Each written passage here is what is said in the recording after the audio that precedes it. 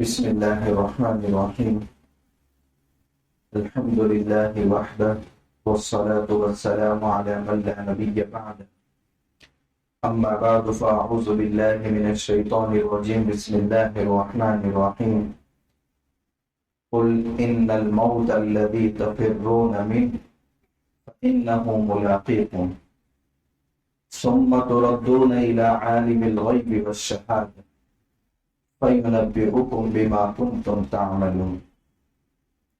وعن عائشة رضي الله تعالى عنها أنها قالت: كنت أدخل بيتي الذي فيه رسول الله صلى الله عليه وسلم وإني وازع ثوبي وأقول هو أبي وزوجي. فلما دفن عمر رضي الله عنه معهم فوالله ما دخلته إلا وأنا مشدودة علي ثيابي حياء من عمر رضي الله عنه.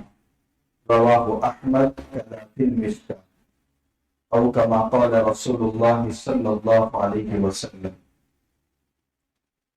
قابل احترام بزرگان دین، اس سے پہلے جمعہ میں 4 عمل بتائے گئے تھے، ان میں سے 3 اعمال جمعہ کے ساتھ خاص ہیں۔ جمعہ کے دن سورہ کہف کی تلاوت کا اہتمام کرنا، جمعہ کے 2 خطبوں کے درمیان ہاتھ اٹھائے بغیر، زبان ہلائے بغیر، دل کے اندر اپنی سخت ضرورت کا اظہار اللہ کے سامنے کرنا، کہ وہ 30 سیکنڈ کا جو وقت رہتا ہے وہ قبولیت کا وقت ہے، اس میں بندہ جو دعا کرتا ہے اللہ تعالیٰ قبول فرماتے ہیں۔ عصر کی نماز کے بعد جمعہ کے دن 80 مرتبہ درود شریف کا اہتمام کرنا، یہ 3 اعمال تو جمعہ کے ساتھ خاص ہیں۔ اور عبداللہ بن مسعود رضی اللہ تعالیٰ عنہ کی روایت سے کہ جو شخص عشاء کے بعد سورہ واقعہ کی تلاوت کا اہتمام کرتا ہے، اللہ تعالیٰ فقر و فاقہ سے اس کی حفاظت فرماتے ہیں۔ بہت ممکن ہے اللہ تعالیٰ نے کتنے بندوں کو توفیق دی، ان کو شکر ادا کرنا چاہیے، اور جو بھول گئے ان کو تھوڑی فکر کرنی چاہیے کہ ان 4 اعمال کی پابندی ہو۔ 1 عمل روزانہ کرنا ہے اور 3 عمل ہفتے میں 1 مرتبہ کرنا ہے۔ ایک 5ویں عمل کا تذکرہ آج کرنا ہے، وہ بھی کبھی کبھار ہے، روزانہ نہیں ہے اور کچھ مشکل نہیں ہے، بہت آسان۔ جو روایت میں نے آپ کے سامنے پڑھی ہے وہ حضرت عائشہ رضی اللہ تعالی عنہ کی روایت ہے۔ حضرت عائشہ رضی اللہ تعالی عنہ جو تمام ایمان والے مردوں اور ایمان والی عورتوں کی ماں ہے اور ہمارے دلوں کی دھڑکن ہے۔ 2000 سے زیادہ روایتیں جن کی ہم سن رہے ہیں وہ خود تنہا امی عائشہ رضی اللہ تعالی عنہ سے مروی ہے، جن کا لقب ہی تھا صدیقہ حمیرہ۔ یہ حضرت ابوبکر صدیق رضی اللہ تعالیٰ عنہ اور ام رومان رضی اللہ تعالیٰ عنہ کی صاحبزادی ہیں۔ اللہ کے نبی صلی اللہ علیہ وسلم کو ایک مرتبہ حضرت جبرائیل علیہ السلام ریشم کا ٹکڑا لے کر کے آئے اور آپ کو بتایا خواب کے اندر کہ یا رسول اللہ اس عورت سے آپ کا نکاح ہونے والا ہے۔ تو آپ صلی اللہ علیہ وسلم نے فرمایا اگر یہ خواب اللہ کی طرف سے ہے تو ضرور ہو کر کے رہے گا، اور یہ نکاح اللہ کے نبی صلی اللہ علیہ وسلم کے ساتھ ہوا بھی۔ اور آپ نے حضرت عائشہ رضی اللہ تعالیٰ عنہ سے جو نکاح فرمایا اس کی ایک حکمت یہی تھی کہ میرا آدھا دین جو آدھی امت تک پہنچے گا، یعنی مستورات تک جو پہنچے گا، وہ حضرت عائشہ رضی اللہ تعالیٰ عنہ کے ذریعے۔ اللہ کے نبی صلی اللہ علیہ وسلم کے جو کمرے بنے ہوئے تھے یہ مسجد نبوی کی اگلی طرف تھے، اور حضرت عائشہ رضی اللہ تعالیٰ عنہ کا کمرہ بالکل منبر کے قریب تھا۔ صحابہ کرام کے درمیان روزانہ جو خطبات ارشاد فرماتے تھے حضرت عائشہ رضی اللہ تعالیٰ عنہ روزانہ وہ خطبات سنتی تھی۔ پھر کوئی بات سمجھ میں نہیں آتی تھی تو حضور جیسے ہی گھر تشریف لے جاتے تھے فوراً پوچھتی تھی یا رسول اللہ یہ بات سمجھ میں نہیں آئی، اور ہم کو تو الحمدللہ ساری باتیں سمجھ میں آ جاتی ہیں۔ ایک مرتبہ اللہ کے نبی صلی اللہ علیہ وسلم نے فرمایا قیامت کے دن جس کا حساب لیا گیا اس کو ضرور عذاب دیا جائے گا، یعنی وہ بچ نہیں سکتا۔ جیسے ہی حضور گھر تشریف لے گئے حضرت عائشہ رضی اللہ تعالی عنہا نے قرآن کی آیت پڑھی اور کہا فَسَوْفَ يُحَاسَبُ حِسَابًا يَسِيرًا، اللہ تعالیٰ تو فرماتے ان قریب آسان حساب لیا جائے گا۔ جب حساب ہی آسان ہوگا اور کس کی نگاہ میں؟ اللہ کی نگاہ میں، تو عذاب کا حساب؟ آپ تو فرما رہے کہ حساب لیا گیا تو عذاب دیا جائے گا، اور یہاں اللہ تعالیٰ فرماتے ہیں آسان حساب ان قریب لیا جائے گا۔ تو اللہ کے نبی صلی اللہ علیہ وسلم نے پھر آسان حساب کی وضاحت فرمائی کہ آسان حساب جس کو قرآن کہہ رہا ہے وہ حساب نہیں ہوگا، وہ صرف عرض ہوگا، اللہ کے سامنے پیشی ہوگی۔ تمہارا نامہ اعمال لاؤ، جیسے 50 پیج ایک ساتھ کھول دیے، پھر پورا نامہ اعمال ایک ساتھ بند کر کے کہہ دیا گیا چلے جاؤ، یہ حساب یسیر ہے۔ مطلب کچھ دیکھا نہیں جائے گا، صرف لوگوں کو لگے کہ اللہ تعالیٰ حساب لے رہے ہیں، یہ ہے حساب یسیر۔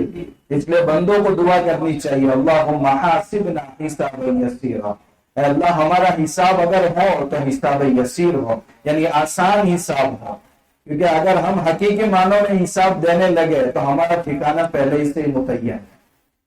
نبی صلی اللہ علیہ وسلم نے پھر وضاحت فرمائی اور فرمایا جو حساب کا میں تذکرہ کر رہا ہوں وہ مستقل ایک ایک پیج کے ذریعے حساب ہوگا، اور جس کے بندے کا اس انداز سے حساب ہوگا وہ عذاب سے بچ نہیں پائے گا۔ اللہ کے نبی صلی اللہ علیہ وسلم کو سب سے زیادہ محبت حضرت عائشہ رضی اللہ تعالیٰ عنہ سے تھی۔ صحابہ نے پوچھا یا رسول اللہ آپ کو سب سے زیادہ محبوب کون ہے؟ آپ نے فرمایا عائشہ رضی اللہ تعالیٰ عنہ۔ ایک مرتبہ حضور خود فرمانے لگے کہ عائشہ جب تم ناراض ہوتی ہو تو بھی مجھے پتا چل جاتا ہے، جب خوش ہوتی ہو تو بھی مجھے پتا چل جاتا ہے۔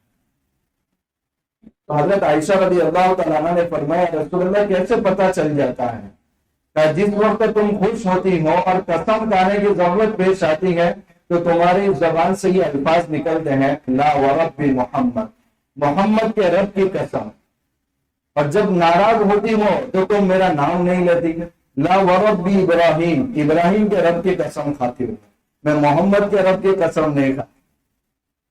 تو حضرت عائشہ رضی اللہ تعالیٰ نے فرمایا رسول اللہ بالکل سچ فرما رہے ہیں، مطلب خوشی کا اظہار بھی نام کے ذریعے ہو رہا ہے، اور نام کو ہٹا کر حضرت ابراہیم کا نام لے کر کے ناراضگی کا اظہار ہو رہا ہے، مطلب غصہ بھی مہذب انداز میں اور ناراضگی بھی ڈسپلین کے ساتھ۔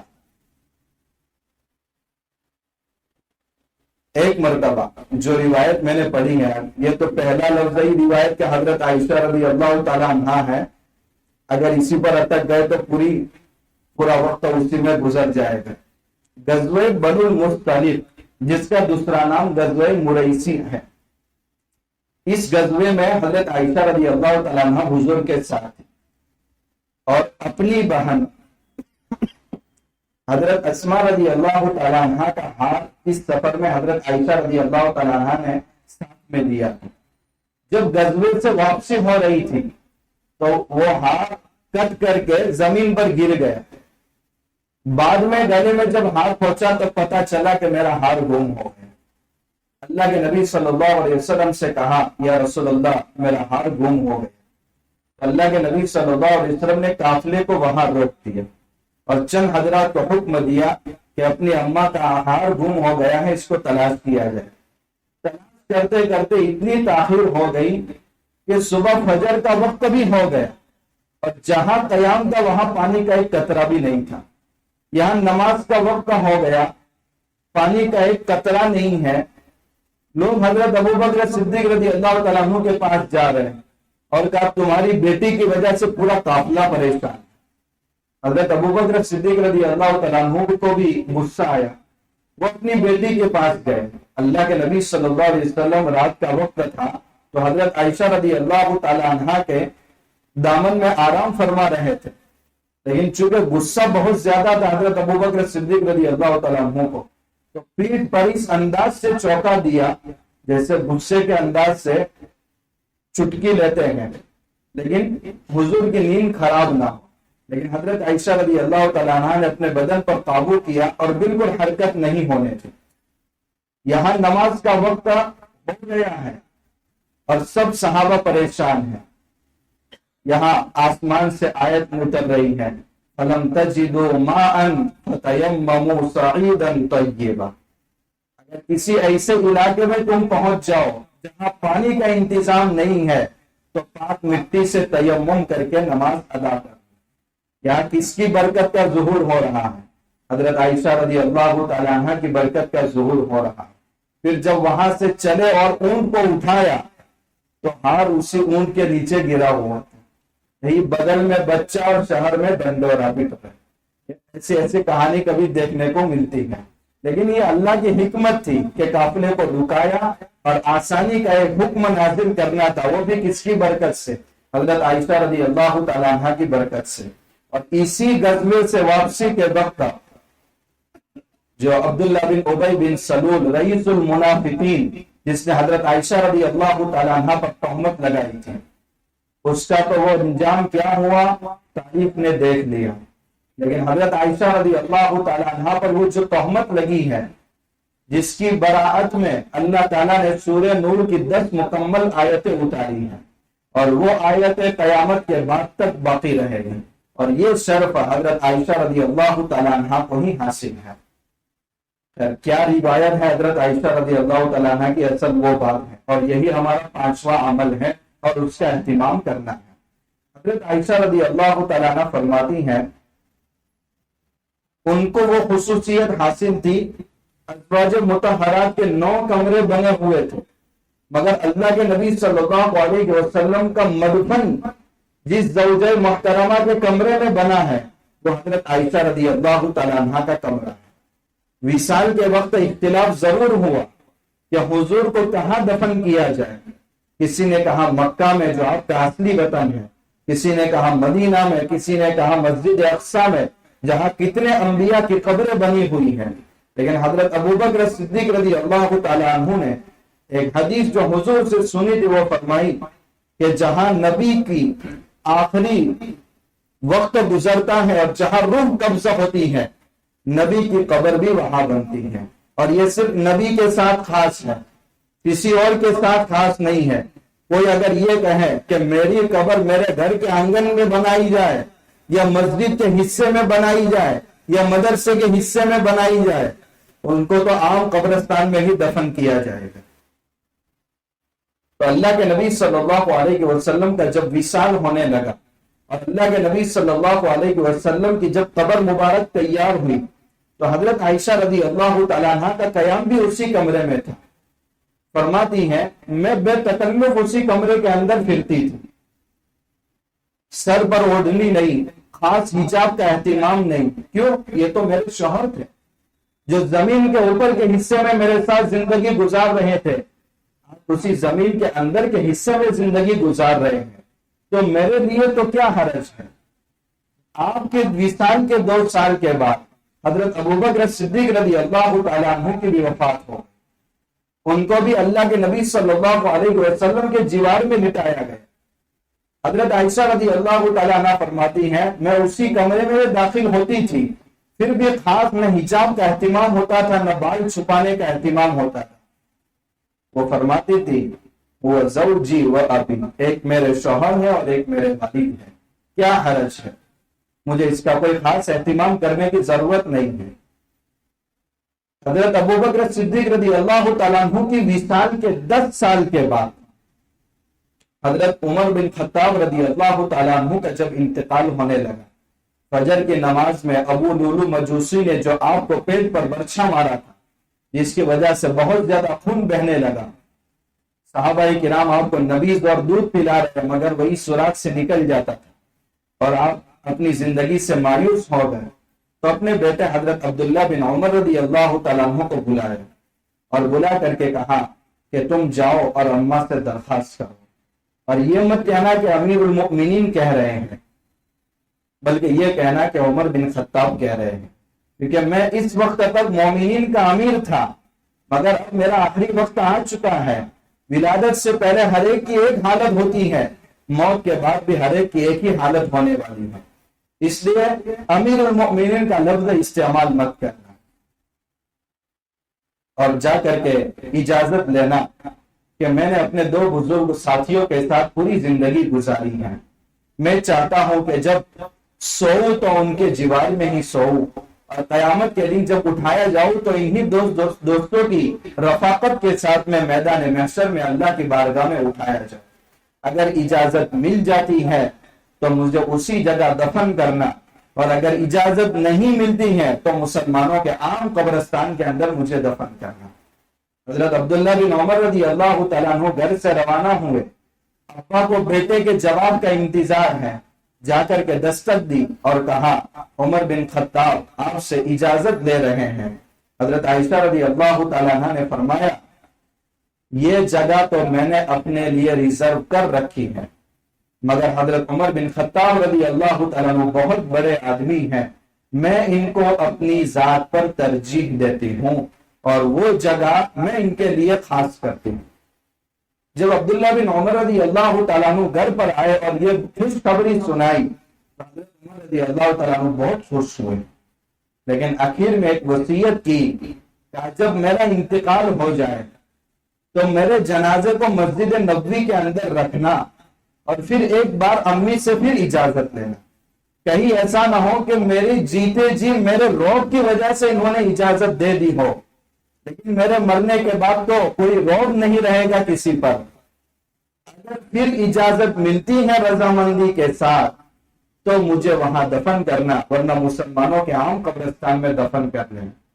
چنانچہ یہی کیا گیا، مسجد نبوی میں جنازہ رکھ کر کے پھر امی عائشہ رضی اللہ تعالیٰ عنہ سے اجازت دی گئی، انہوں نے پھر خوشی خوشی اجازت دی، تب حضرت عمر رضی اللہ تعالیٰ عنہ کو اسی کمرے کے اندر دفن کیا گیا۔ اب حضرت عائشہ رضی اللہ تعالیٰ عنہ کا معمول پورا بدل گیا۔